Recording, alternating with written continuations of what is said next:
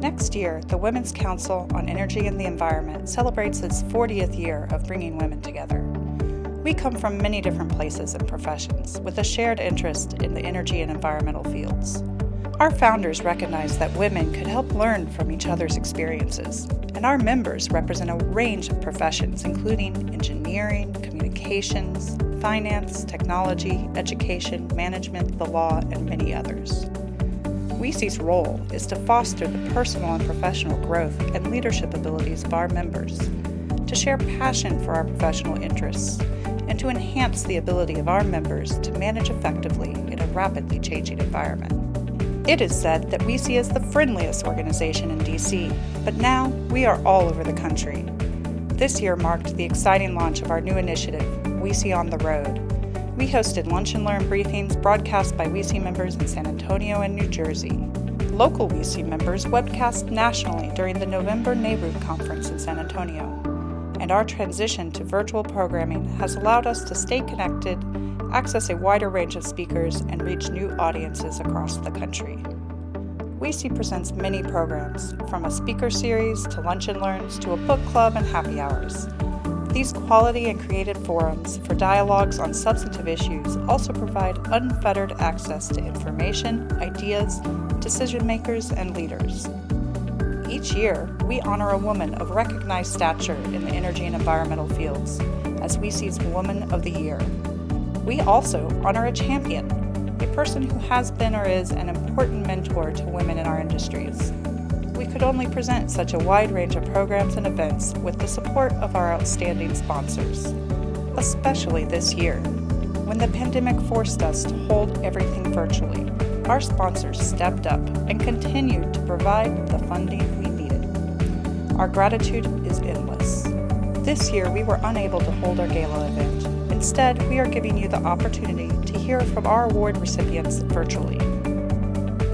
As a member-driven organization, our mission is about all of you and the many others who attend our events throughout the year.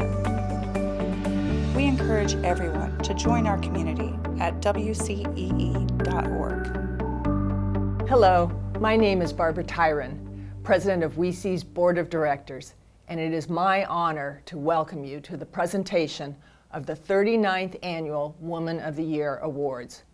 WCEE is particularly fortunate to celebrate two awardees who have been strong supporters, past participants in our programming, and who have demonstrated significant energy leadership in the private, public, and nonprofit sectors. Ms. Vicky Bailey has over 30 years of high-level, national and international, corporate executive and government expertise in energy and regulated industries. She started her career as a commissioner at the Indiana Utility Regulatory Commission and then at the Federal Energy Regulatory Commission. She became president, CEO, member of the board of directors of Synergy PSI Energy, Indiana's largest electric utility, now Duke, Indiana. Vicky was appointed by President George W. Bush to serve as the first Assistant Secretary for both International Affairs and Domestic Policy at DOE. Following her career in government, Vicky was an equity owner of BHMM Energy Services, a certified minority-owned energy facilities management company in partnership with Citizens Gas. Now, as founder of Anderson Stratton International Management Advisory Services, she advises clients and serves on several corporate and nonprofit boards. Vicky Bailey's many accomplishments highlight her leadership, her energy expertise, and her commitment to the professional development of women. As the mother of two grown daughters, Vicky has also personally fostered her children's growth as independent, successful adults. She is extraordinarily worthy to receive the title 2020 WCEE Champion.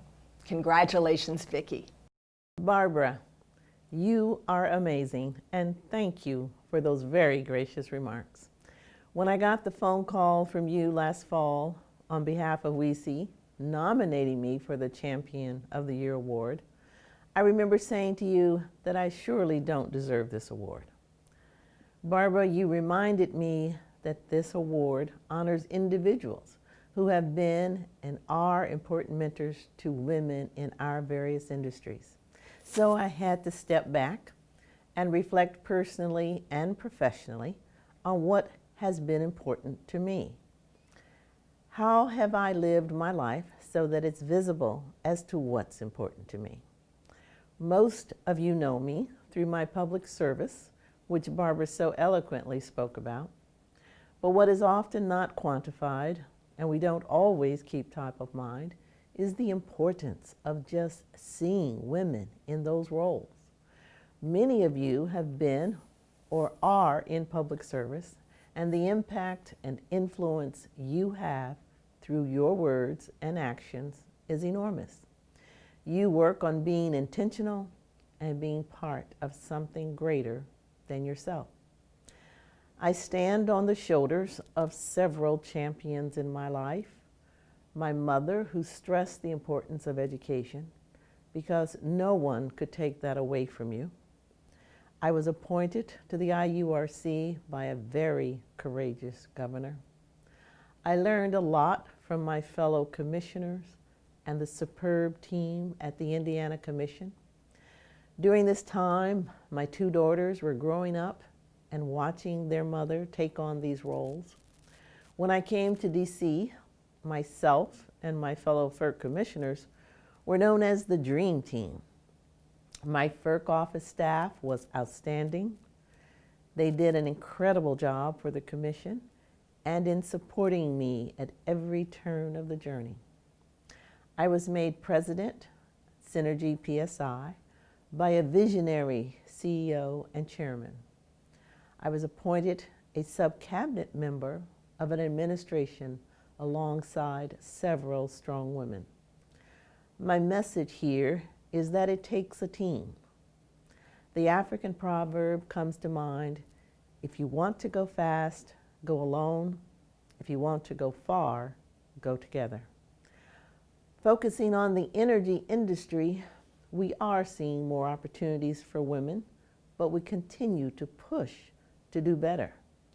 For many years, I have been active with the United States Energy Association, and for 6 years, I was the chair.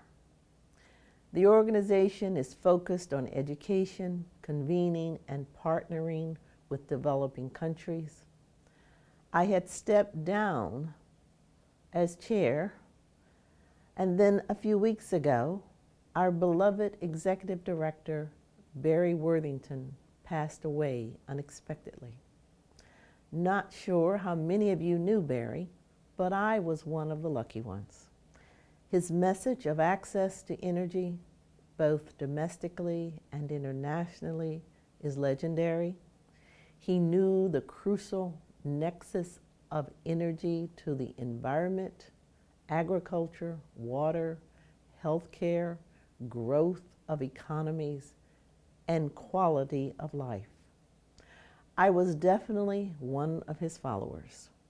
He believed in the mission of WCEE and made sure that USEA, through its convening activities, participated with and supported WCEE. Now on a monthly basis, USEA highlights a woman in the energy sector, and she shares her unique perspective on gender equality. This year, our world was upended. We have often said in our various roles, expect the unexpected, but no one could have foreseen the last 6 months. The effects of the global pandemic, severe economic downturn, and social unrest weighs on each of us differently. Our daily lives have changed. How we work is different. We may not be in the normal office space. We may have increased responsibilities for significant others, elderly relatives, and children of all ages back at home who need to continue their education. We are trying to get comfortable with the reality that we may never or even want to go back to normal, but possibly a new normal. Remarkably, and as odd as it might seem, pathways may become clearer. We all know that time is a valuable resource. How we spend our time gives meaning to our lives. Someone is getting to know you and learning from you. If I am being recognized for how I have spent my time, and I have been an encouragement to you, a help to you in some way, then my life has not been in vain. I am honored and humbled to accept the 2020 Champion of the Year Award.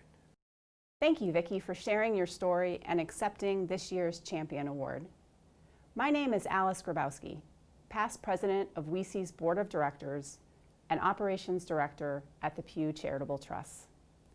I'm thrilled to have the honor of introducing this year's Woman of the Year, Miranda Ballantyne. Miranda and I have known each other since before we were moms, and I promised Miranda that I would not rattle off details from her resume like some sort of laundry list you write on a Sunday afternoon. She was worried that would be boring. And it's true that reading some people's resumes would be boring, but I don't think that is the case with Miranda.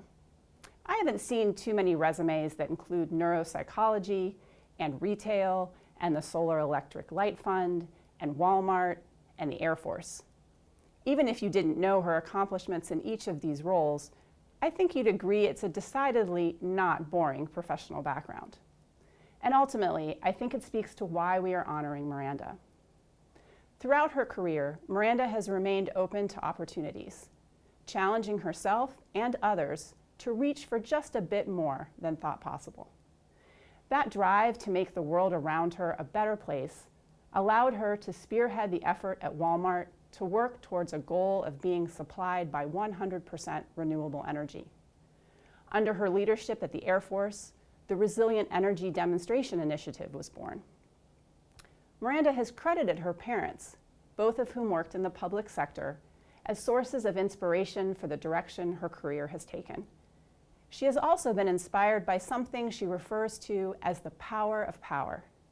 Addressing energy issues and ensuring access to reliable and sustainable energy is the key to improving a whole host of other issues, including economic mobility and public health. That guiding principle has been a consistent part of the winding road of Miranda's professional journey. Now at the Renewable Energy Buyers Alliance, she is leading the effort to make buying renewable energy possible on a large scale. REBA's goal is 60 gigawatts of new renewable energy projects by 2025, the equivalent of almost 25,000 utility-scale wind turbines, 180 million PV panels, or 6.6 billion LED bulbs. An ambitious and lofty goal for sure, but one that I have every faith Miranda will help to make happen. In the many challenges we are facing in this most challenging of years, it is critical to seek out opportunities to be inspired and reminded that better is possible, and that there are people working towards that goal. Miranda is one such person. I am proud to be her colleague and her friend, and be part of an organization recognizing her achievements and potential. Congratulations, Miranda, WCEE's 2020 Woman of the Year. Thank you. First and foremost, I really want to express my deep gratitude to Alice, who I've known in so many contexts for so many years, Joyce, Barbara, the entire WCEE board for this absolutely incredible Woman of the Year award. Being recognized by one's peers and colleagues and friends has to be just one of the most humbling opportunities any of us can experience. And to be named alongside the previous winners of the WCEE award, it truly feels remarkable. So thank you so very much. And when I reflect back on 2019, I really asked myself, did I do anything to warrant this extraordinary honor? I've been so incredibly fortunate to have had wonderful female bosses and mentors throughout my entire career. So much so that being a female leader never actually even seemed all that unique or unusual to me. But when I really look at the numbers, and when we think about the numbers, it's important to ground ourselves there. So 51% of our population is female, 47% of the of the workforce are female. So that's our baseline, 47% of the workforce female. And how about our industry? How about the clean energy and environment industry? So 39% of environmental management is held by women. So that doesn't seem too bad, right? 47% of the general workforce women, 39% of environmental management jobs held by women. But let's look a little deeper in the clean energy industry, the space where I work. Only 18% of jobs in energy efficiency are held by women, and only 13% of jobs in clean energy production are held by women. And while women earn 80 cents to the dollar compared to men in the general workforce, in solar, which is a subsector of the clean energy industry, they earn only 74 cents to the dollar of men. And in more senior roles, the gap is even wider, with middle-aged women who have children and spouses earning only 55 cents to the dollar of their male counterparts. That's pretty remarkable, actually. So in 2018 and 2019, I had the incredible honor and pleasure of being the first CEO of the Renewable Energy Buyers Alliance. And for the first time in my career, I was in a position to not just advocate for the organizational policies that support parents and women in the workforce, but I actually got to write those policies for a brand new organization. And so with the wonderful support of REBA's board, who are mostly male, so we still have some work to do there, we, first of all, set gender-neutral parental leave policies so that all new parents can spend the first 3 months with a child, really seeking to eliminate the organizational presumption around who needs to bond with new children and who's going to be the primary parent in a family, leaving those choices up to the women and men in families. In fact, the very first REBA employee to use that policy was a father. Is this more expensive for REBA? You bet it is. It's really not easy or cheap to backfill while parents are out for these extended periods. Second, we developed role-specific salary bands, and we published them for everyone to see. I've watched in a bit of awe as some of the gender norms around salary played out even in our small organization. So we were really intentional about ensuring that all salaries are based on performance, qualifications, and the job itself. And now at REBA, in every single job title, males and females earn on average within 1% of one another. Third, we created family-friendly flexible hours and unlimited PTO. Our team is about 60% female and about 40% male. And in the higher roles, the manager, director, and executive roles, our roles are actually split 50-50 male and female. But I'll tell you that 2020 has really put all of this to the test. We're still in the wake of the Me Too movement, and we're living in the most sustained civil rights movement in decades. And all of us have to remember that every right afforded to women is in thanks to the brave Black Americans who fought for their rights, which paved the way for women's rights. This pandemic has stressed family systems and work norms in truly unprecedented ways, with parents scrambling, if they're lucky enough to still have jobs, scrambling to manage suddenly becoming kids' teachers, IT consultant, after-school caregivers, coaches. At REBA, in fact, we had to create a COVID care entry on our timesheets to ensure that people didn't feel that they had to cut their PTO in order to care for sick family members or their children during this pandemic. At the same time, the climate crisis that REBA actually seeks to solve grows more dire every moment. We're having record hurricanes and record wildfires, and they're barely even making the news. So I can't say that this year, balancing my commitment to achieving a zero carbon energy system with my commitment to creating careers that support families and therefore women, I can't say that that's been easy this year. It has not. I see the childless REBA staff, the men and women who are going the extra mile to support their colleagues who are out on parental leave or having to work reduced hours because they have no childcare for their toddlers and babies. At the same time, I see those same parents working late at night after their little ones are in bed because they're so passionate about our mission to save this planet, and they don't want to burden their colleagues. I see the exhaustion on my team as the weight of the pandemic and the recession and social injustices and climate calamities and political uncertainties bears down on them, even as they are grateful to be gainfully employed while they're seeing others lose their jobs. And if I could see your faces now, if we were together in person for this award ceremony, I suspect I'd see the weight on your shoulders too. So can we truly stay the course through all of this? Can we collectively both focus on equity issues and on climate issues while recovering our nation's heart and soul? Well, you know what I'm going to say. We must. We don't have a choice. And in 2020, I'm going to call on all of you, on every single member of WCEE. How can you be the Woman of the Year this year? What can you do in 2020 to support one another? For this year calls on all of us to be a star in whatever way we can.